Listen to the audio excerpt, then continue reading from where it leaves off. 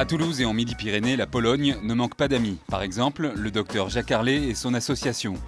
Les Polonais eux-mêmes sont nombreux ici, s'étant installés à toutes les époques, pour travailler à Carmaux, pour échapper à quelque chose, pour des raisons universitaires, familiales ou européennes. Œuvre de Kinga Jukawiel, nous avons la Semaine polonaise, par Apolona, un festival de cinéma, Kino Polska. Si la culture est essentielle, le business est important.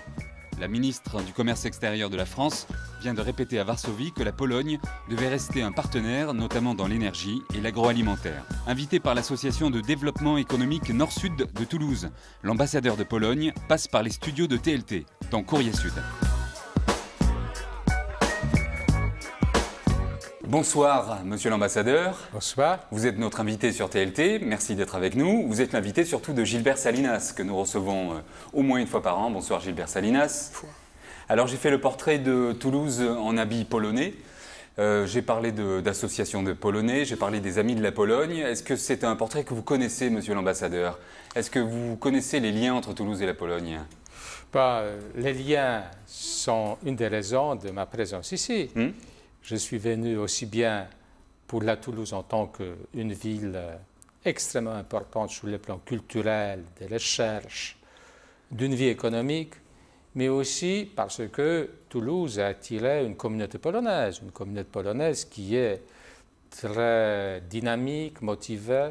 Et hier soir, j'ai rencontré les responsables de plusieurs associations qui sont aussi bien toulousaines, mais aussi qui viennent de toute la région Midi-Pyrénées. Notre émission est fortement colorée de culture. Ça me fait penser à un certain Karol Beffa, qui est un compositeur qui a passé du temps à Toulouse avec l'orchestre du Capitole en résidence. Il a composé ici, ses compositions ont été créées par l'orchestre. Et je crois que vous l'avez récompensé récemment. Oui, tout à fait. Vous lui avez donné une médaille. Alors, je sais que Karol Beffa travaillait pour l'orchestre du Capitole en tant que compositeur en résidence, et il a fait pour l'orchestre du Capitole, il a fait son concert pour piano.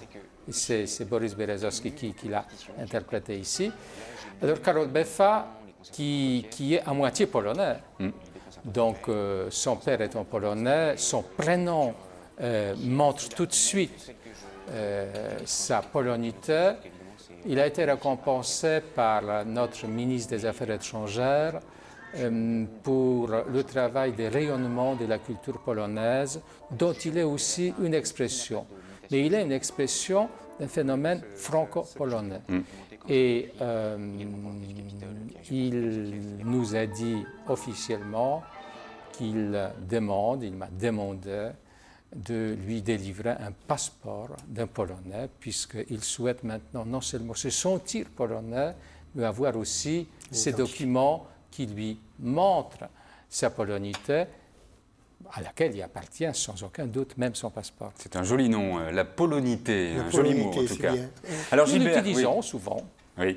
Gilbert, vous êtes féru de polonité, mais également vous invitez des gens d'Azerbaïdjan. Nous avons reçu avec vous l'ambassadeur de Hongrie. La présence de l'ambassadeur de Pologne aujourd'hui à Toulouse pour cette journée marathon, c'est important. Pourquoi? Pour faire du business?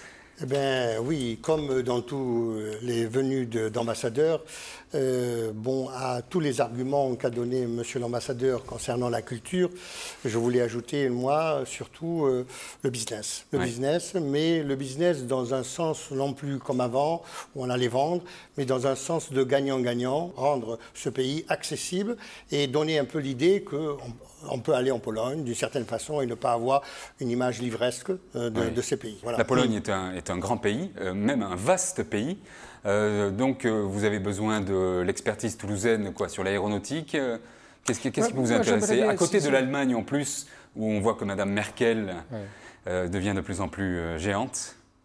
Oui, mais c'est notre partenaire et voisin avec lequel nous avons une relation peut-être la meilleure depuis 1000 ans. Donc nous travaillons en excellente intelligence. Mais vous savez, c'est toujours la chose que l'on recherche, c'est d'équilibrer les relations avec les principaux partenaires européens. Vous croyez dans l'Europe, donc dans la construction de l'Europe qui ne serait pas en panne et qui continuerait vers un avenir radieux? Alors, l'année prochaine, nous allons célébrer 10 ans de notre entrée dans l'Union européenne. Et aujourd'hui, vous avez les Polonais qui, dans le sondage, à 70% votent pour l'Europe. C'est tout à fait étonnant parce que généralement, c'est le mouvement inverse qu'on observe Chez en nous, Europe. L'Europe en temps de a crise. montré combien elle peut accompagner un développement rapide de pays. Un développement, attention, rapide, mais durable. Ce qui se passe chez nous depuis 10 ans, c'est un changement majeur.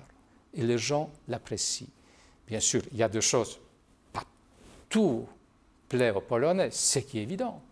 Mais je pense que nous sommes aujourd'hui de ceux qui ont le goût de la réussite, et ce goût de la réussite rime avec l'Europe. Nous croyons en l'Europe, et nous croyons en l'avenir de l'Europe. Mais pas seulement l'Europe du business, peut-être. La culture fait partie du mouvement de la movida, comme disent les Espagnols. Pour nous, l'Europe ne finit pas en marché unique. Elle continue par la culture et l'identité pour faire la politique et la défense européenne. Ce n'est pas votre pape, enfin le pape issu de votre pays qui disait « n'ayez pas peur », des choses comme ça. Exactement. Et vous savez, il nous a vraiment légué une consigne qui nous a servi, qui nous sert toujours. Et je peux vous dire, quand j'ai entendu ça, je l'ai pris au sérieux, comme les millions de Polonais. Et le chemin que nous avons parcouru depuis 30 ans, c'est un chemin gagnant. Et vous avez dit gagnant-gagnant, nous souhaitons gagner ensemble avec la France.